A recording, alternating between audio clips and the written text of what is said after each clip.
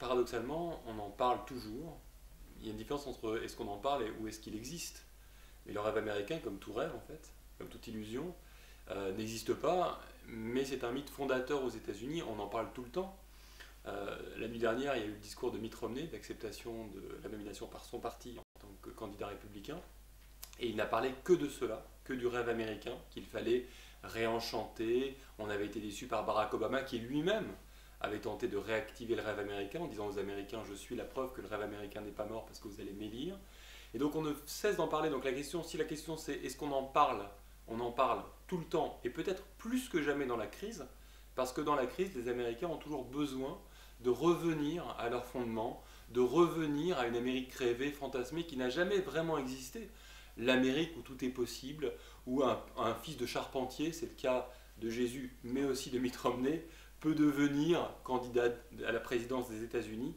On réactive en permanence, et je crois donc qu'il n'y a pas de contradiction entre la crise et le rêve. Au contraire, c'est quand il y a la crise qu'on réactive au maximum le rêve, parce qu'on en a besoin aux États-Unis pour vivre ensemble, pour exister en tant que nation. Dans le livre, avec François Durper, on évoque cette idée de rentrer dans un monde post-américain. Alors, ce n'est pas une idée qu'on a inventée nous, hein, qui a été développée par pas mal de spécialistes américains notamment. Oui, on a effectivement le sentiment que le siècle américain a duré environ 60 ans, un petit siècle, entre 1941, intervention à Pearl Harbor, nouvel interventionnisme dans le monde, jusqu'au 11 septembre 2001, où quelque chose s'est passé, quelque chose s'est brisé. Les Américains se sont rendus compte, finalement, peut-être, que le monde ne les aimait pas autant que ça, autant qu'ils le prétendaient ou qu'ils le pensaient.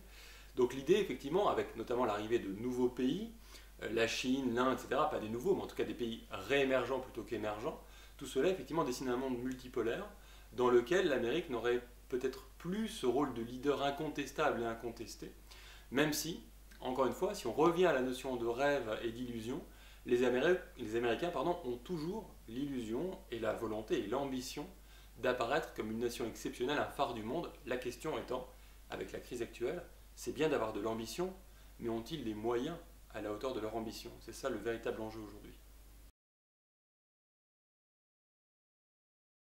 Les défis seront, et on le sait, essentiellement économiques et sociaux. Géopolitique, j'en dirai un petit mot après, mais d'abord économiques et sociaux. Le chômage à un niveau très élevé, on est à 8,3% de chômeurs, alors que sur l'ensemble du siècle, on est en moyenne à 5% aux États-Unis, donc c'est quelque chose de nouveau. Le chômage de masse, de longue durée.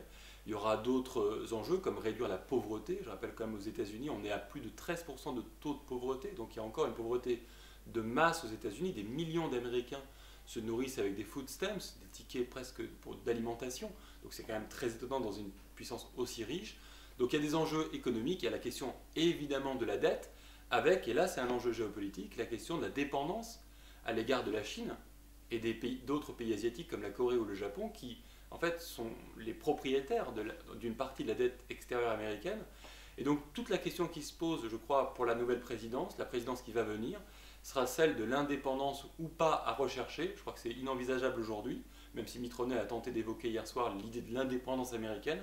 Je crois qu'au contraire, c'est assumer l'interdépendance, et ça sera l'un des enjeux de la présidence à venir, notamment à l'égard de la Chine, que certains aimeraient faire apparaître comme un ennemi de l'Amérique, mais je crois que davantage aujourd'hui les intérêts sont très liés entre les deux pays, et peut-être d'imaginer, on parlait du siècle américain, peut-être d'un siècle sino-américain, ce qui serait peut-être pour les Américains une solution pour se maintenir en tête de la hiérarchie des puissances.